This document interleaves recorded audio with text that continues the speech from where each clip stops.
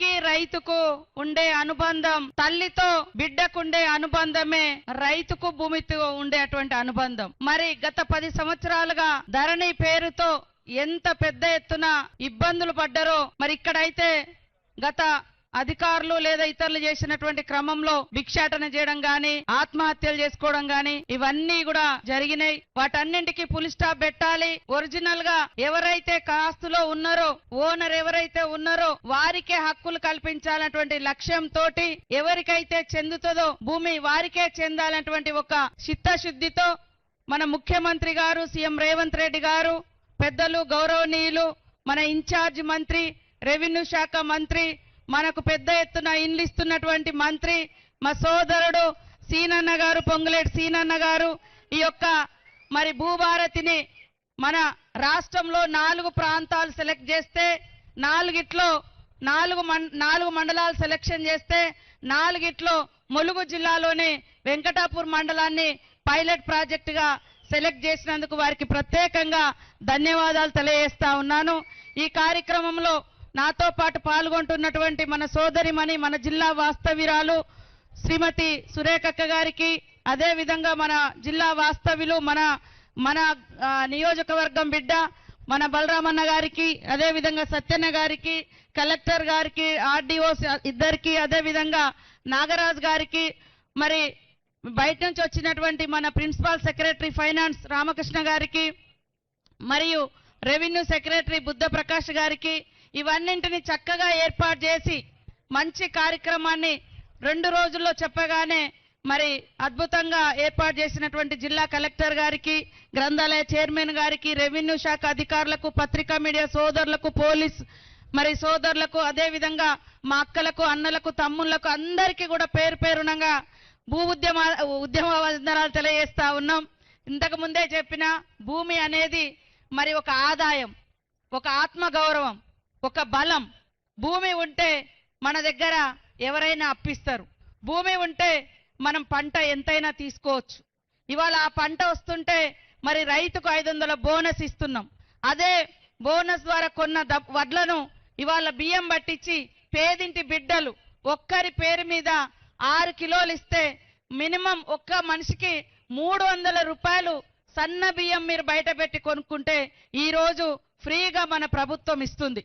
ఇట్లా భూమి అనేక రకాలుగా మనకొక మరి ధైర్యం. కాబట్టి ఈ ధైర్యాన్ని ధరణి పేరుతో గత 10 సంవత్సరాలలో దగా చేయడం జరిగింది. ఇందాక ఒక రైతు చెప్పిండు, నా భూమి ఉండే ఆయన చేతిలో నేను చూసిన మరి వైఎస్ఆర్ గారి గవర్నమెంట్ లో ఇచ్చిన పట్టా కూడా కనబడుతుంది. తర్వాత గత ప్రభుత్వం ఇచ్చిన పట్టా ఉంది. తర్వాత దాన్ని నెంబర్ రద్దు చేసి ఇంకోవరి పేరు ఎక్కిచ్చేసిరాడు. అంటే గతంలో పట్టా ఆయనదే ఉంది, మధ్యలో కూడా పట్టా ఇచ్చిరు, మోకా మీద కూడా ఆయనే ఉన్నాడు.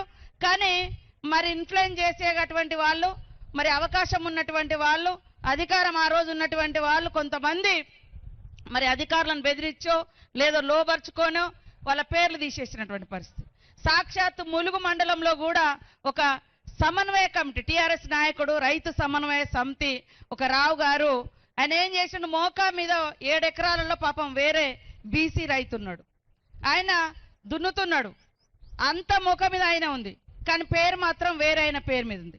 రైతు బంధు ఆయన పేరు మీద వచ్చేది. మేము ప్రెస్కు కూడా ఇచ్చినాం, ఏందే ఇది న్యాయమా అంటే, నేనేం ఎక్కించుకోలే, రైతు బంధు నాకు వస్తుంది, నేనేం చేయాలి, మోక మీద మీరు ఉన్నారు, పంట మీకు వస్తుంది అంటే. ఇంత పచ్చిగా కూడా మరి వాళ్ళు గతంలో అసలు ఆడ భూమి కనపడకున్నా, భూమి ఉంటే వేరే వాళ్ళది ఆక్రమించుకోవడం, పాపం అరగోస పెట్టినటువంటి దాఖలాలు కనబడ్డాయి. వాటన్నింటినీ చెక్ పెట్టాలనే ఉద్దేశంతో ఈరోజు భూభారతి చట్టాన్ని తీసుకొచ్చి ఎవరైతే అర్హత ఉందో, ఎవరికైతే చెందుతుందో వాళ్ళకే ఈ భూమి దక్కాలనేటువంటి లక్ష్యంతో కొత్త చట్టానికి శ్రీకారం చుట్టినటువంటి సీఎం రేవంత్ రెడ్డి గారికి, పెద్దలు రెవెన్యూ శాఖ మంత్రి పొంగులేటి సీనన్న గారికి మరొక్కసారి ధన్యవాదాలు తెలియజేస్తా ఉన్నాను. అధికారులు కూడా మనం చూసినాం, గతంలో వీఆర్ఓలను వాడుకున్నంత వాడుకున్నారు గత ప్రభుత్వం బీఆర్ఎస్ నాయకులు. ఎక్కడంటే అక్కడ వీళ్ళ భూమి వాళ్ళ పేరు మీద ఎక్కించుకున్నారు, వాళ్ళవి వీళ్ళకి ఎక్కించారు. తర్వాత లాస్ట్కి ఏం చేసిర్రు, వాళ్ళే దొంగలు, అధికారుల దొంగలని వాళ్ళని తీసేసారు. మొత్తం ఎక్కింది ఏమో వాళ్ళ భూములు, వాళ్ళ పేర్ల వేరే వాళ్ళ భూములు వాళ్ళ పేర్ల మీద ఎక్కించుకున్నారు, వాడుకున్నారు. అధికారులను వాడుకొని ఎక్కించుకున్నారు, తర్వాత అధికారులను దొంగలని చెప్పారు. కాబట్టి దయచేసి అధికారులు కూడా ప్రభుత్వం ఒక మంచి లక్ష్యంతో ఈ చట్టాన్ని తీసుకొస్తుంది కాబట్టి తీసుకొచ్చింది. న్యాయంగా ఎవరికి దక్కాలో అవసరమైతే 100 మంది ఆ ఊరోళ్లను ఆ చుట్టుపక్క కాస్తుదారులను తీసుకొచ్చి కూడా వాళ్ళ ముంగట సాక్ష్యాలు తీసుకొని ఇది నిజమా కాదా అని కూడా మనము విచారణ చేయాలి. కాబట్టి ఈరోజు మిగతా విషయాలన్నీ కూడా పెద్దలు సీనన్న గారు సురేఖక్క గారు మాట్లాడతారు. ఇక్కడ వచ్చినటువంటి మా అక్కలకు అందరూ తెలుసు, ఈ ప్రభుత్వం పేదల ప్రభుత్వం, పేదల కోసం పనిచేస్తుంది. మేము ఏమేం పేదల కోసం తీసుకొచ్చినామంటే, మరి ఎర్ర బస్ ఎక్కేది పేదలే, పేదింటి ఆడబిడ్డలకు బస్ ఫ్రీ పెడితే వ్యతిరేకిస్తున్నారు బీఆర్ఎస్ వాళ్ళు. పేదింటి బిడ్డలు కూడా సన్నబియ్యం తినాలని సన్నబియ్యం పంపిణీ చేస్తే వాళ్ళు కళ్ళలో నిప్పులు పోసుకుంటున్నారు. పేదింటి గుడిసెళ్లలో ఉచితంగా ఇళ్లలో కరెంట్ ఇస్తే అది తప్పు అంటారు. మరి రాష్ట్రంలో దేశంలో ఎక్కలేని విధంగా 500 గ్యాస్ కనెక్షన్ ఇస్తున్నాం, గ్యాస్ సిలిండర్ ఇస్తున్నాం, అది కూడా తట్టుకోలేకపోతున్నారు. 10 ఏళ్లలో ఎంతమందికి వెంకటాపురం మండలంలో ఇండ్లు వచ్చినాయో ఒక్కసారి ఆలోచించండి. ఈ రోజు మరి పెద్ద ఎత్తున ఇల్లు కూడా శాంక్షన్ అయిన నిన్న మొన్న ఫైనల్ కూడా చేయడం జరిగింది. ముఖ్యమంత్రి గారు, మంత్రి గారు, మరి రెవెన్యూ మన ఇందిరమ్మ ఇండ్లు కూడా ఇచ్చేటువంటి హౌసింగ్ మంత్రి గారు కూడా మన ఇన్ఛార్జ్ మంత్రి పొంగులేటి సీనన్న గారే.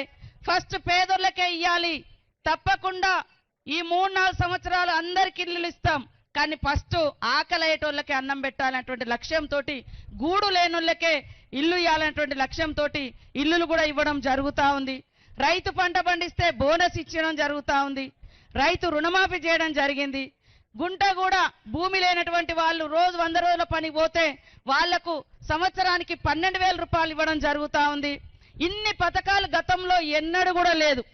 ఇవాళ నీ భూమే కాదా తెలియదు, నీ భూమి ఇంకోటి పట్టా చేసుకుంటే చాలు, వాళ్ళ 100 ఎకరాలున్నా 500 ఎకరాలున్నా వాళ్ళ ఖాతాలలో రైతు బంధు వేసినమనేది, కానీ ఒరిజినల్ గా మోక మీద ఎవరున్నారో కూడా వాళ్ళు బయటకు తీయలే.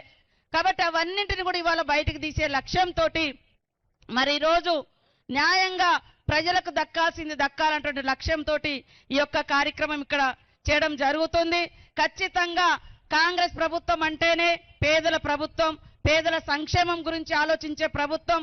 అధికారానికి వచ్చిన సంవత్సరంలోనే 59,000 మందికి ఉద్యోగాలు ఇచ్చినాం. వెంకటాపురంలో కూడా వచ్చినాయి.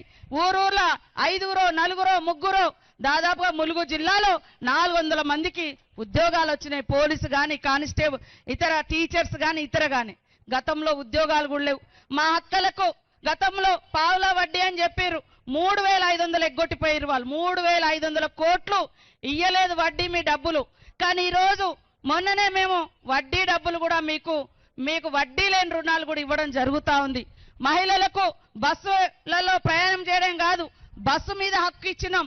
ఉచితంగా మరి సోలార్ విద్యుత్ ఇస్తా ఉన్నాం. ఇక్కడే కోళ్ళ ఫార్మ్స్ పెట్టుకున్నారు, గేదెల ఫామ్లు పెట్టుకున్నారు. అనేక రకాల బిజినెస్లను కూడా మనం స్టార్ట్ చేయడం జరిగింది. కాబట్టి ఈరోజు ఇంత పెద్ద ఎత్తున వచ్చిన మీ అందరికీ మరొకసారి ధన్యవాదాలు. ఆలోచించండి, ఎవరు ప్రజల కోసం ఆలోచిస్తున్నారు, ఎవరు దోచుకున్నారు.